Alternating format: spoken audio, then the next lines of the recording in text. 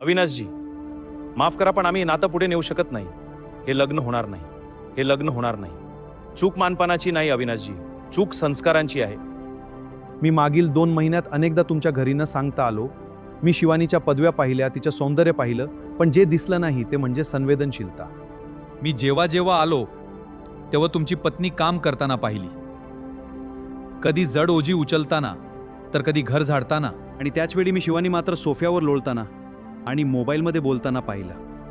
तिला एकदाही वाटलं नाही की आपल्या आईला मदत करावी. विनाशजी, मला माझ्या घरासाठी शोकेसमध्ये ठेवायला एखादी सजावटीची बाहुली नको आहे. मला अशी सून हवी आहे जी नात्यांचं ओझं पेलू शकेल.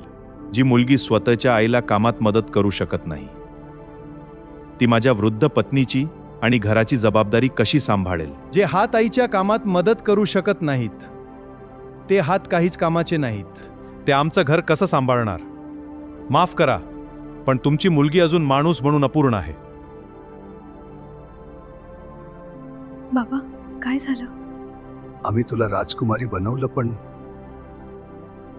माणूस बनवायला विसरलो.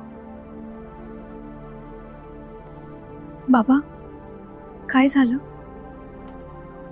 मुलगी नाजूक फूल असते, पण तिला मजबूत बनवणे तितकेच गरजेचे असते.